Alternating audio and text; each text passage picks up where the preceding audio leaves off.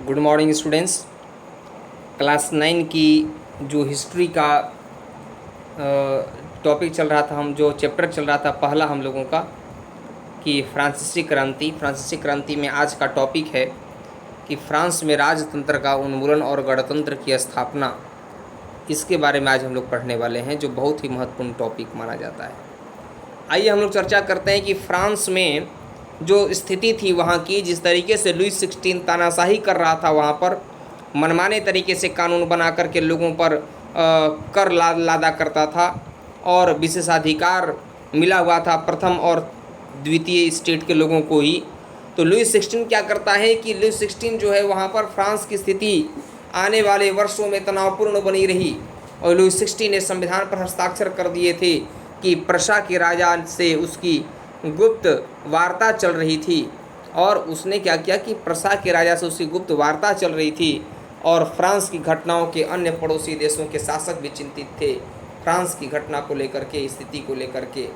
इसलिए 1789 में गर्मियों के बाद होने वाली एक ऐसी घटनाओं को नियंत्रित करने के लिए इन इलाकों में से सेना भेजने का प्रयास किया गया राजा के द्वारा। और राजा ने सेना भेजते हैं अप्रैल 1792 को नेशनल असेंबली ने प्रशा एवं ऑस्ट्रिया के विरुद्ध युद्ध की घोषणा का प्रस्ताव पारित कर दिया, क्योंकि नेशनल असेंबली ने प्रशा और ऑस्ट्रिया के विरुद्ध युद्ध की घोषणा कर दिया और प्रांतों से हजारों स्वयंसेवी सेना में भर्ती होने के लिए जमा होने लगे। उन्होंने इस युद्ध को यूरोपीय राजाओं एवं कुलीनों के विरुद्ध जनता की जंग के रूप में लिया। और वहाँ पर क्या प्रारंभ होता है, उनके ओठों पर देशभक्ति के जो तराने थे, उनमें कवि राजेट दी लाइल द्वारा रचित मर्सिले भी था। और यह मर्सिले ही फ्रांस का राष्ट्रगान बनता है। और जब स्वयं सेवियों ने पेरिस की ओर कूच करने के लिए प्रयास, जब कूच करने लगे, कूच करते हुए गाना गाया, कूच करते हुए गाते हुए जा रहे थे, इसलिए इस गाने का नाम मर्सिले हो गया।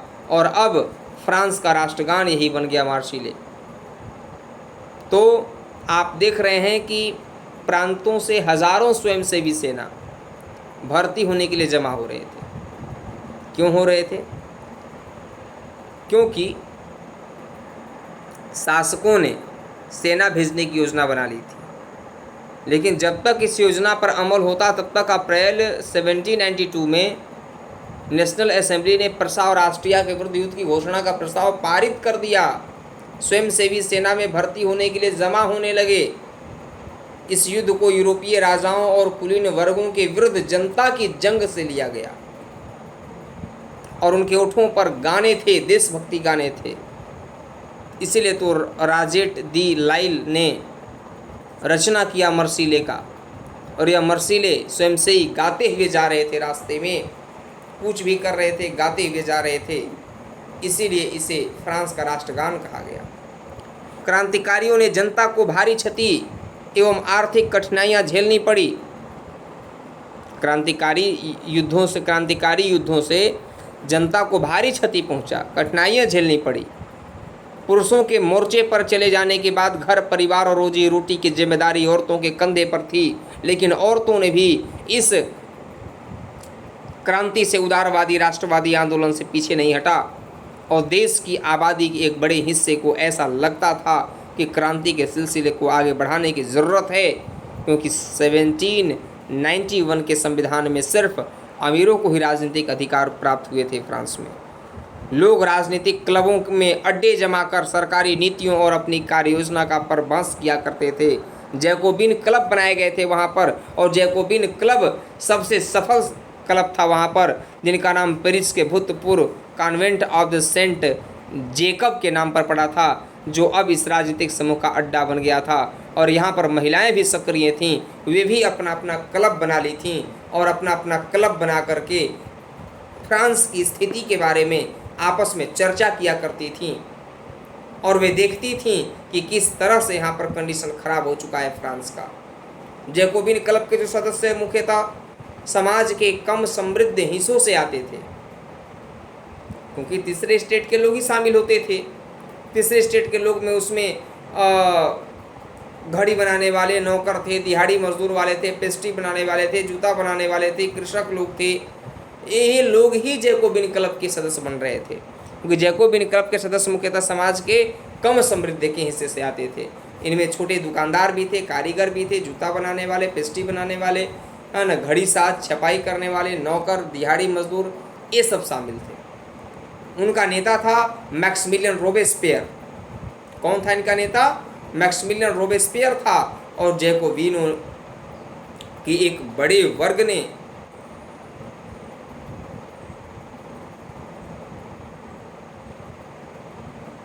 पतलून पहना करते थे, एक धारीदार पतलून पहना करते थे। जो आप देख रहे हैं जैकोबिन क्लब के जो लोग थे वे इस तरह के वस्त्र पहना करते थे। किस तरह के?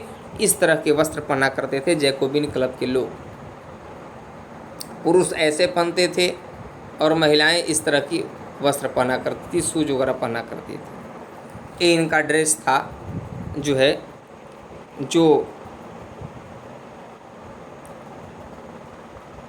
वहाँ पर बना हुआ था संगठन, और उस संगठन में जैकोबिन क्लब में ऐसे लोग पहना करते थे कपड़े।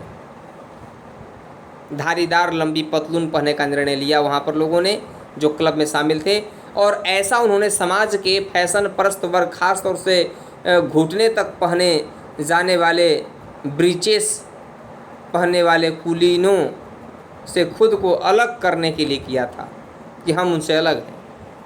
यह ब्रिंचेस पहनने वाले कुलीनों की सत्ता समाप्ति के ऐलान का उनका तरीका था कि अब तुम्हारी सत्ता समाप्त होने वाली है, कुलीन वर्ग, अब तुम यहाँ पर लंबे समय तक नहीं रहने जा रहे हो। और इसलिए वहाँ पर बड़े स्तर पर जैकोबिनों को सौकुलात के नाम से जाना गया, जिसका सौकुलात मतलब क्या होता है? तो आप यहाँ पर देखेंगे कि सौकुलात मतलब बिना ब्रिजेस वाले ड्रेस। तो इस तरह से सौकुलात के नाम से जाना गया, जिनका शाब्दिक अर्थ होता था बिना घुटने वाले। क्या होता था? बिना घुटने वाले। सौकुलात पुरुष लाल रंग की टोपी भी पहनते थे, जो स्वतंत्रता का प्रतीक था। क्वेश्चन आ सकता है कि लाल रंग की टोपी जो है, जो जैकोबिन क्लब में लोग पहना करते थे, सौकुलात, वह किसका प्रतीक था? तो वह लाल रंग की टोपी स्वतंत्रता का प्रतीक था। लेकिन महिलाओं को ऐसा करने की अनुमति नहीं थी।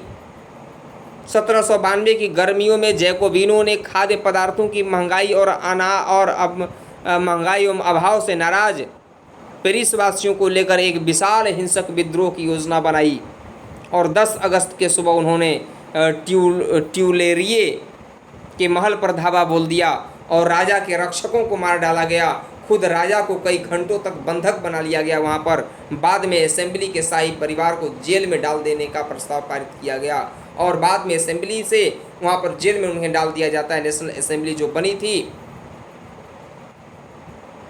तीसरे स्टेट के लोगों से मिलकर के उन लोगों ने शाही परिवार को जेल में डाल देने का प्रस्ताव पारित करते हैं, और नए चुनाव कराए जाते हैं वहाँ पर। और 21 वर्ष से अधिक उम्र वाले सभी पुरुषों को, दंपत्ति को, चाहे वो किसी भी संपत्ति हो या नहीं हो, मतदान का अधिकार दिया जाता है। मतलब फ्रांस में यूँ कहें कि सार्वभौमिक वयस्क मताधिकार वहाँ पर अपनाया जाता है, लेकिन उनकी आयु 21 वर्ष रखी गई थी। नवनिर्वाचित असेंबली को कन्वेंशन का नाम दिया गया था, और कन्वेंशन का नाम दिया गया नवनिर्वाचित असेंबली को। याद कर लीजिएगा कि नवनिर्वाचित असेंबली को नाम क्या दिया गया था? कन्वेंशन नाम दिया गया था बच्चों। 21 सितंबर 1792 को इसने राजतंत्र का अंत कर दिया और फ्रांस को एक गणतंत्र घोषित किया उन्होंने। जैसा कि आप जानते हैं कि गणतंत्र मतलब जनता का शासन, गण मतलब जनता, तंत्र मतलब शासन, मतलब जनता का शासन। गणतंत्र उसे कहते हैं कि जिस देश में सर्वोच्च पद पर बैठने वाले व्यक्ति का यदि चुनाव होता है तो वह देश गणतंत्र कहा जाता है। क्या कहा जाता है? गणतंत्र कहा जाता है। तो यह वंशानुगत राजशाही नहीं है, यह जनता का शासन है।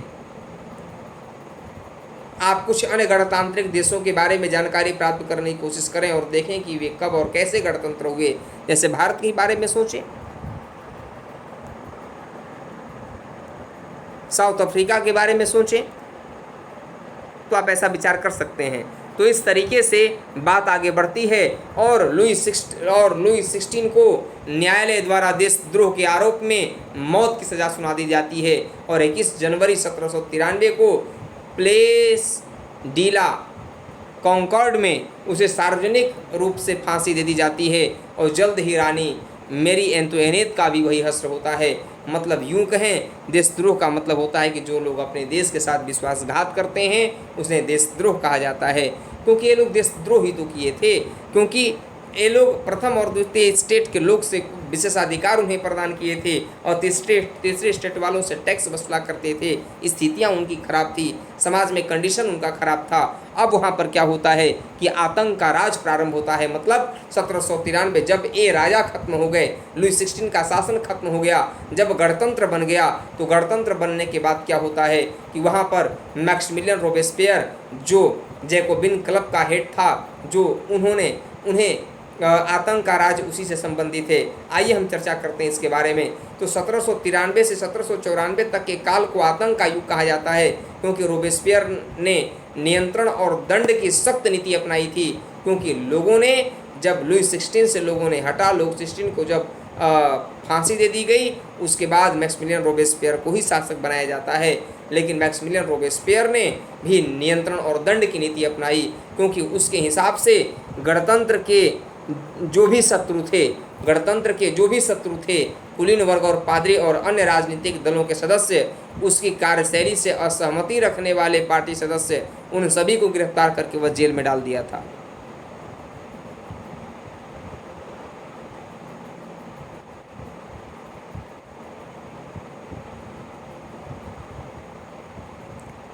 और एक क्रांतिकारी न्यायालय द्वारा उन पर मुकदमा चलाया गया था। यदि न्यायालय उन्हें दोषी पाता तो गिलोटीन पर चढ़ाकर उनका सिर कलम कर दिया जाता था। गिलोटीन 2 खंभों के बीच लटकने वाले एक मशीन था, जिस पर रखकर अपराधी का सिर धड़ से अलग कर दिया जाता था। तो गिलोटीन क्या होता है, इसे आप याद कर लीजिएगा, क्योंकि गिलोटीन पर शॉर्ट नोट लिखने के लिए आ सकता है बच्चों। गिलोटीन क्या था? गिलोटीन जो है 2 खंभों के बीच लटकते आरे वाली मशीन थी, जिस पर रखकर अपराधी का सिर धड़ से अलग कर दिया जाता था। इस मशीन का नाम इसके आविष्कारक डॉक्टर गिलोटीन के नाम पर ही पड़ा था। समझ गए? आविष्कार किसने किया था? डॉक्टर गिलोटीन ने ही किया था इसका।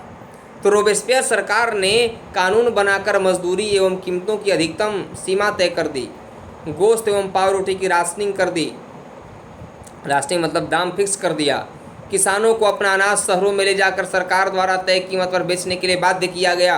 अपेक्षाकृत महंगे सफ़ेद आटे के इस्तेमाल पर रोक लगा दी गई। सभी नागरिकों के लिए साबुत गेहूं से बनी और बराबरी का प्रतीक मानी जाने वाली समता रोटी खाना अनिवार्य कर दिया गया और समता रोटी चलाया गया। तो समता रोटी कौन चलाया था? रोबेस्पियर के शासन में चला था।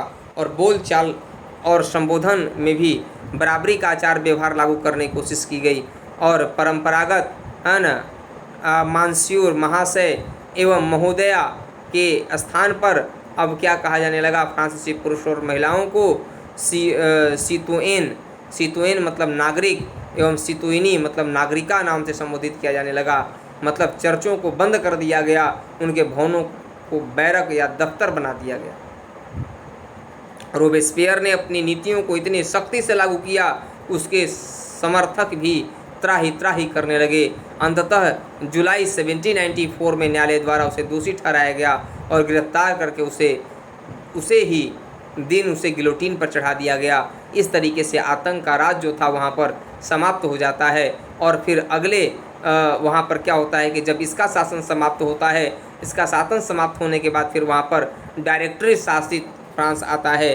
डायरेक्टरी शासित फ्रांस का मतलब होता है कि जब लोगों ने लुई 16 से हट करके जब रोबेस्पियर को शासन मिलता है, रोबेस्पियर भी जो है सो जनता में बहुत कठोर कानूनों का पालन करते हैं, तो उन्हें भी वही हश्र होता है। उसके बाद फ्रांस की जनता क्या करते हैं कि जैकोबिन सरकार के पतन के बाद मध्यम वर्ग के संपन्न तबके के पास आ गई वहाँ पर सत्ता, और नए संविधान के तहत संपत्तिहीन तबके को मताधिकार से वंचित कर दिया गया।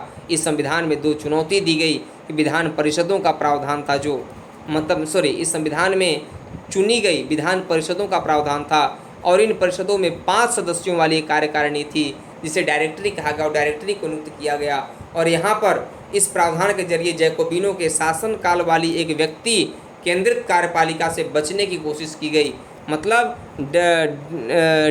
जो डायरेक्टर का झगड़ा अक्सर विधान परिषदों में से होता और तब परिषद उन्हें बर्खास्त करने की चेष्टा करती।